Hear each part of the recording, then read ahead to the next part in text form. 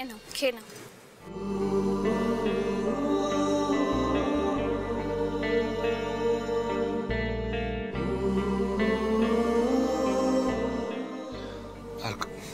আর খাবো না।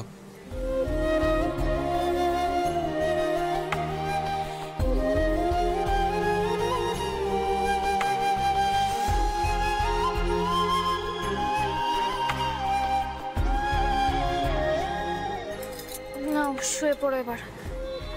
আমি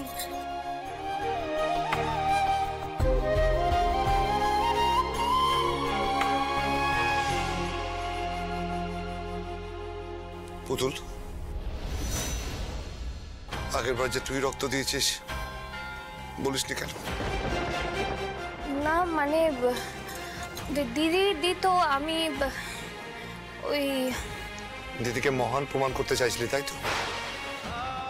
দিদিকে ক্রমাগত আমার কাছে মহান প্রমাণ করার যদি চেষ্টা না করতিস, যদি সত্যিটা বলতিস, তাহলে আজ তোর সাথে আমাকে বিয়েটা করতে হতো না।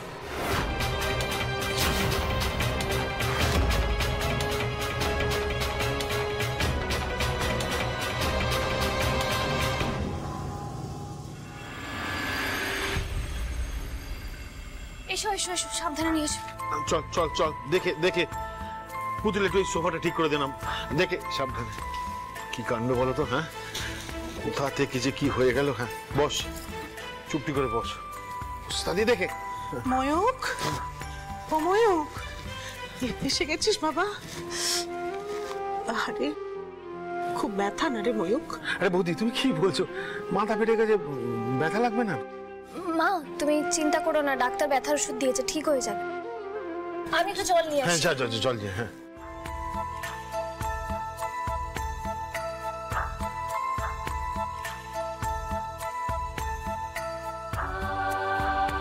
এ নাও একটু জল খাও। এনে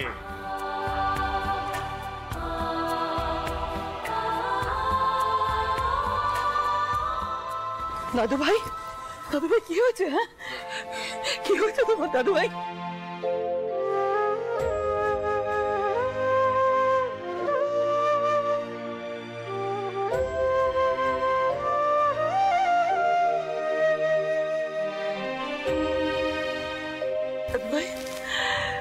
কোথায় লেগেছে তোর? কতটা? ঠিক আছে ম্যাডাম, ম্যাডাম বলছি যে ওইখানেই লেগেছে, মাথাটা ফেটে গেছে তো, তুমি মাথা দেখতে গিয়ে আবার ফাটা জায়গায় ব্যথা দিয়ে দিও না, ঠিক আছে? কি সাধাবাধব আছেন, সাধাবাধব আছেন, তাই অল্পের ওপর দিয়ে বেঁচে গেছে আমার দাদু ভাই। প্রত্যেকবার তো এই অল্পের উপর দিয়ে যাবে না মাঠা।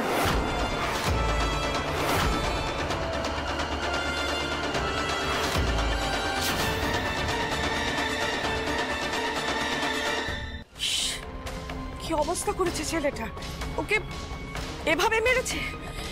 আমার ইচ্ছে করছে ওই শয়তানগুলোকে একদম মেরে ওদের হাড় গুড়িয়ে দিয়ে আসি। এই জন্য তোমাকে বারণ করেছিলাম ময়ূক, ওই সিঁদুর মুখ না লাগতে। তুমি জানো না কত বড় শয়তান। তোমার কিছু হয়ে আমি জানতাম, আমি জানতাম এরকম কিছু একটা ঘটবে, আমি জানতাম। क्या बात বৌদি, তোমার অ্যাক্টিং তো পুরো জমে ক্ষীর। যবে থেকে এই মেয়েটা আমাদের ময়ূকের ঘাড়ে চেপেছে, তবে থেকে একটার পর একটা অঘটন এই বাড়িতে ঘটেই চলেছে।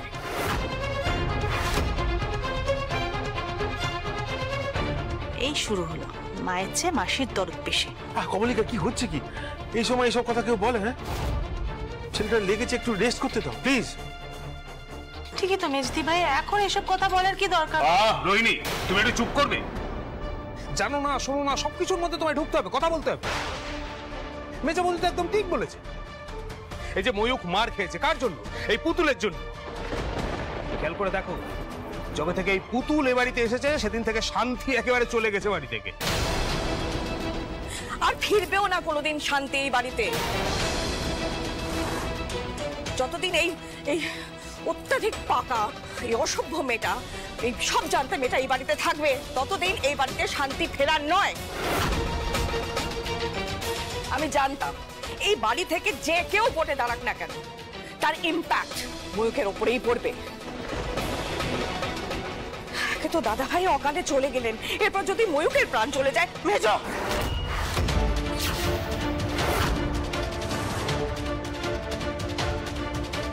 মেজো বৌমা,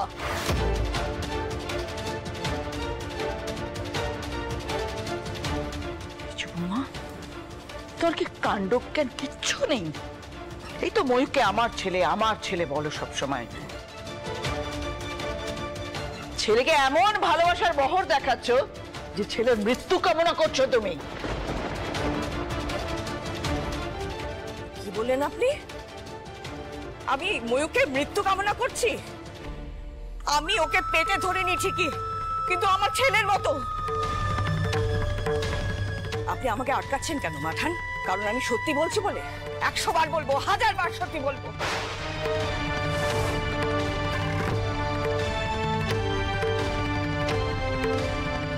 আজকে আপনাদের এই বোকামির জন্য ময়ূককে তার খেসারত দিতে হচ্ছে। ও বাইরে গেলে আমি প্রে করি যাতে ওর কোনো ক্ষতি না হয়। আচ্ছা, তোমরা কেন বুঝতে পারছো না? এই ব্যবসায়ী সমিতির লোকজনরা কেউ পুতুলকে ধর্তব্যের মধ্যে ধরছে না, কারণ ওর নিজস্ব কোনো যোগ্যতা নেই। আমাদের তরফ থেকে ব্যবসায়িক সমিতির ভোটে পুতুলকে দাঁড় করালেও সিধুরা ময়ূককেই টার্গেট করবে।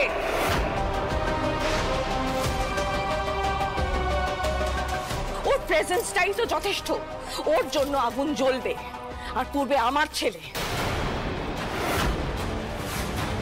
এটা হতে পারে না, এটা কিছুতেই হতে পারে না। ময়ূক, আমি তোমাকে প্রথম থেকে বারণ করেছিলাম। মাঠান তো আমার কোনো কথাই শোনেন না, ভাবেন যে আমি কি না কি বলি। দিদি ভাই, তুমি অন্তত বোঝো, ময়ূকের প্রাণ ভোমরা এখন তোমার হাতে। পুতুলকে এই ভোটে দাঁড় করিও না প্লিজ।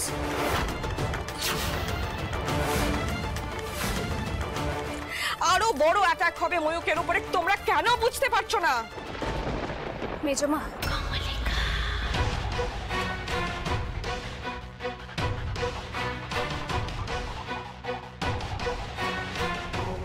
আমি পড়াশোনায় ভালো নই, বরাবরই টেনে টুনে পাশ করেছি, কিন্তু বইয়ের কিছু লেখা না আমার মনে ভীষণ গেঁথে যায় জানো তো। স্কুলেরই বোধহয় কোনো একটা বইয়ে পড়েছিলাম যে একতাই বল।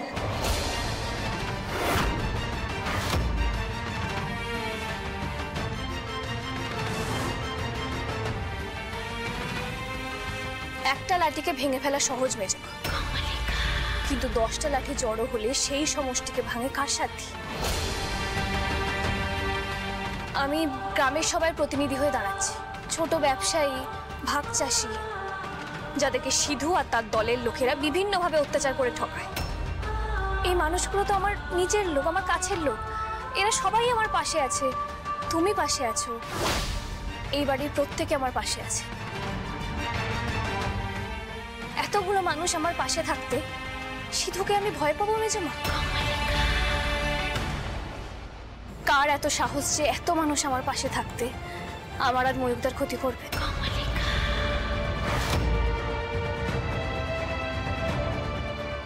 আমরা 10টা লাঠির জায়গায় 20টা লাঠি একসাথে হয়েছি। এই 10টা লাঠির জোরেই আমি ভোটে দাঁড়াবো।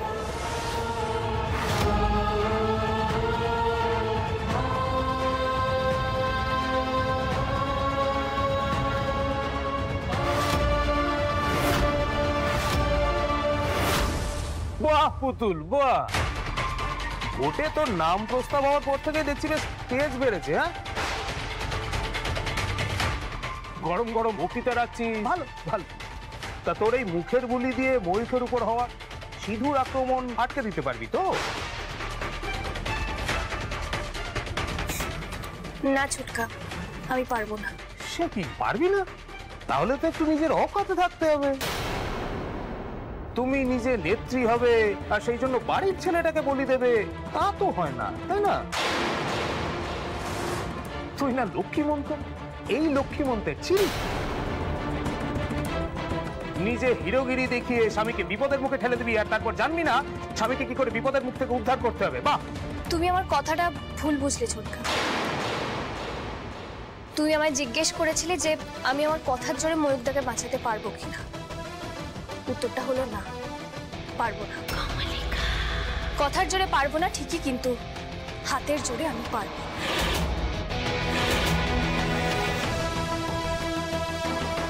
এখানে যতজন মানুষ আছে সবার হাত মিলে যে জোরটা হবে সেই জোর দিয়ে লড়বো, সেই জোর দিয়ে ময়ূরটাকে বাঁচাবো আমরা।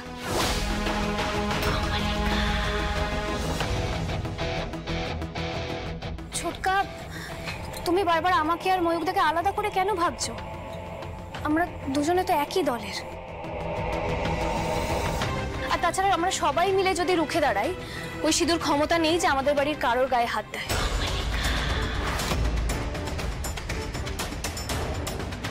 ময়ূরটারও না।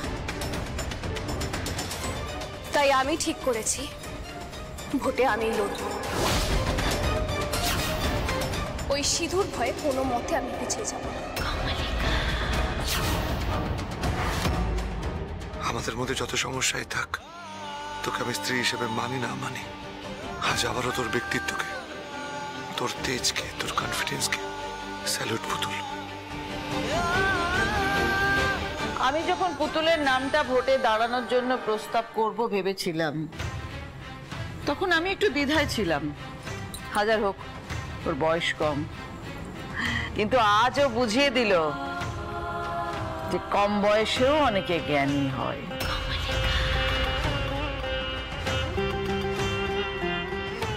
আবার অনেকের বয়স বেড়ে যায়, কিন্তু তাদের আক্কেলও হয় না, জ্ঞানও হয় না। তারা কিন্তু অনেক পাশটাশ দিয়েছে, জীবন দর্শনই তাদের তৈরি হয়নি। আবার অনেকের ছোটবেলায় ভালো শিক্ষা হয়েছে, কিন্তু তারা অন্যের তাবেদারি করতে করতে জ্ঞান বুদ্ধি সবটাই হারিয়ে বসেছে।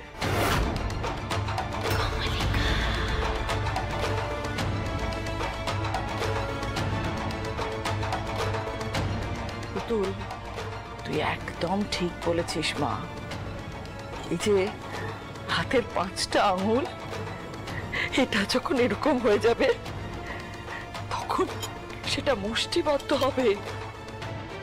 এটাকে ভাঙা যায় না, কিন্তু এটা অনেক কিছু ভেঙে দিতে পারে মা।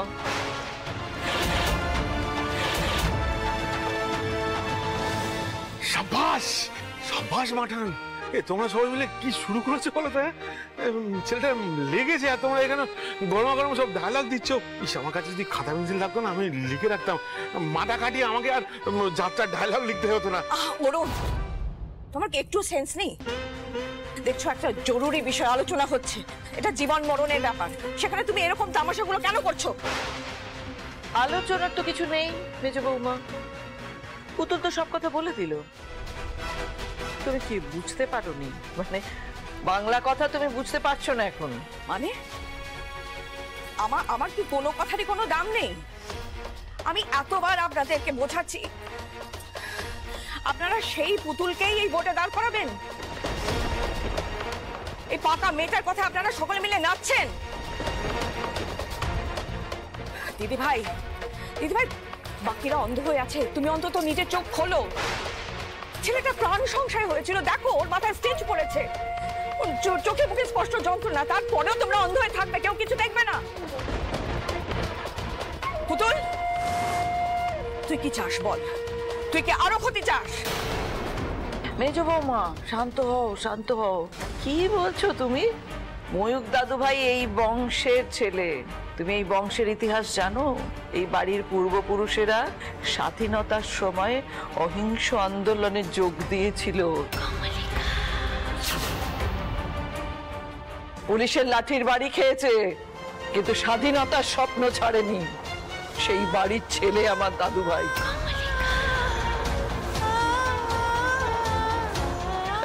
ওই চুনোপুটি সিদ্ধেশ্বর, তার ভয়ে আমার দাদু ভাই কাবু হয়ে যাবে? না মেজ বৌমা, না। ও সামান্য চোট লেগেছে, সেরে যাবে। চিকিৎসা চলছে তো, খুব তাড়াতাড়ি সেরে যাবে। পুতুল, যা দাদু ভাইকে নিয়ে ঘরে যা, একটু বিশ্রামের দরকার। ঠিক আছে পুতুল, আমি কিন্তু তোর সাথে আছি। হ্যাঁ, আমিও আছি। যাও যাও দাদু ভাই, আর এখানে দেরি করো না, সাবধানে।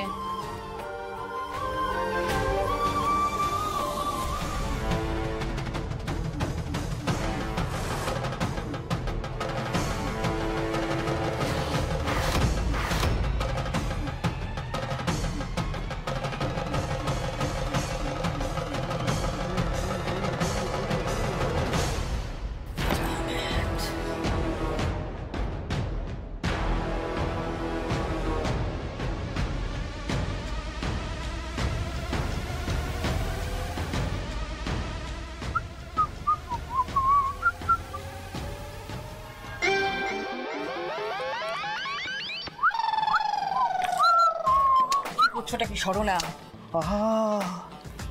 তুমি তো এমনিতেই হট, আর রাগলে পুরো আগুনের কোলা। দাও ধরো ধরো ধরো ধরো। বলছি তো আমার এখন এইসব ওই চা কফি কিচ্ছু খেতে ইচ্ছে করছে না। কি এনেছো? কফিটা আমি খাবো না, আমার ভালো লাগছে না। আহা, আবার খ্যাক খ্যাক করে। দেখো, আমি আমার হট বৌদির জন্য একটা হট কফি নিয়ে এলাম, যাতে আমাদের হার্ট টু হার্ট কথা হয়। দাও ধরো ধরো ধরো ধরো। গরম লাগছে, আমার হাতে গরম লাগছে। ধরো ধরো ধরো। উফ বাবা, কি গরম না। খাও খাও। আরে বাবা খাও। আচ্ছা, আমাকে একটা কথা বলো, তুমি যে কি ভাবছো? তুমি ভাবছো কি করে পুতুলকে সরানো যায়, তাই তো? হয়ে যাবে। ভোটের দিন পুতুলকে আমি সরাবো।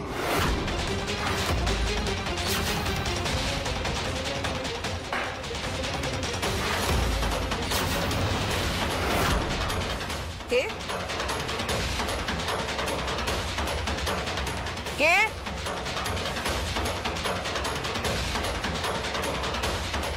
কেউ একটা এখানে ছিল, আমাদের কথা শুনছিল বোধহয়। আরে না না, কে আবার হবে? বেড়াল ফেরাল হবে। ছাড়ো তো, এদিকে চলে এসো। না না না না প্রেম, বেড়াল টেরাল কিচ্ছু নয়। আমি শিওর কেউ আমাদের কথা খুব মন দিয়ে শুনছিল। আরে না রে বাবা, আওয়াজ পাওয়া মাত্র তো আমরা ছুটে গিয়ে দেখলাম। যদি কেউ থাকতো তাহলে তো দেখতে পেতাম, তাই না? হয়তো পুতুল কিছু একটা আন্দাজ করতে পেরেছে বলে ফেউ লাগিয়েছে পেছনে, কিন্তু সেই ফেউটা কে?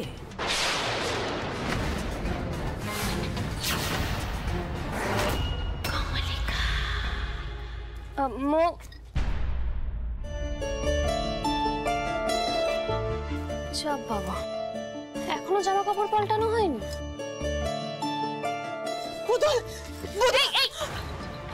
কি গো, কি হলো? এসো দেখি, এসো এসো, বসো বসো বসো। কি হলো ছোট মা? ও ছোট মা, কি হলো ছোট মা? ও ছোট মা, একটু জল খাবে? ধরো জল নিয়ে আসি। সত্যি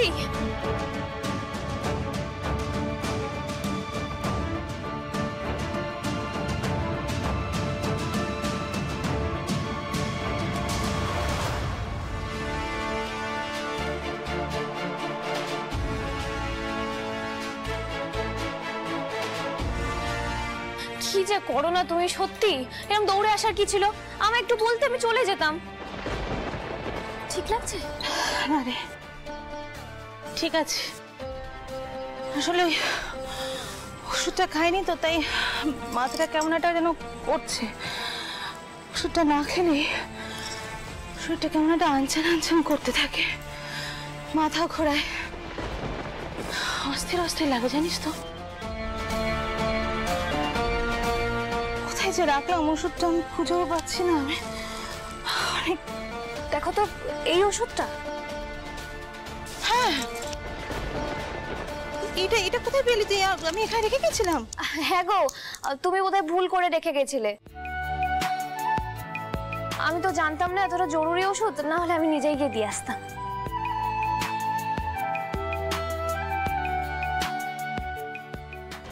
এটা কি এমন ওষুধ যে না খেলে এমন অস্থির লাগে? এখন ঠিক আছে, এখন সব ঠিক আছে, সব সব ঠিক হয়ে যাবে, সব ঠিক হয়ে যাবে। ছোট মা, কিছু বলতে এসেছিলে? হ্যাঁ হ্যাঁ, কি একটা বলতে এসেছিলাম তোকে। আমি তোকে কি একটা বলবো বলেই তো এসেছিলাম। কি বলবো বলতো,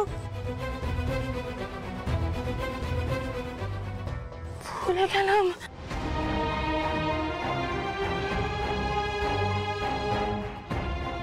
কি হলো, আমার মুখটা ওরকম করছো কেন? কেন জানি না, মনটা খুব খারাপ লাগছে রে পুতুল। জানিস তো, আমার না খুব দুঃখ। ওমা, ও ছোট মা কাঁদছো কেন? কি হয়েছে? কি দুঃখ বলো, আমি শুনবো, বলো। না না কিছু, আবার কিছু নয় কেন? এই তো বললে খুব দুঃখ, বলো না, আমি শুনবো। বললে মনটা হালকা লাগবে। কি করে বলি বলতো তোকে? তোর ছোটকা না, তোর ছোটকা। ছোটকা? ছোটকা কি? কি বলে বলতো, আমি অনেক কিছু জানি। আমি মা, ও তুমি এখানে? আর তোমাকে আমি সারা বাড়ি খুঁজে বেড়াচ্ছি। আমার, তুই কলেজ থেকে ফিরে এসেছিস? বোকা বোকা একদম প্রশ্ন করবে না মা। দেখতে পাচ্ছ তো আমি তোমার চোখের সামনে দাঁড়িয়ে আছি। আর তুমি এখানে কি করছো বলো তো দাঁড়িয়ে দাঁড়িয়ে? আমি তো বুঝতে পারছি না। তুমি একদম দেরি করো না, আমার খিদে পেয়েছে, তাড়াতাড়ি এসো এসো।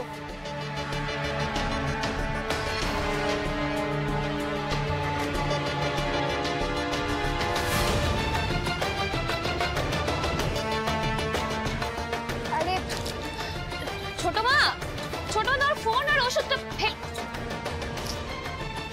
কি যে করে না। উফ, পরে গিয়ে দিয়ে আসবো।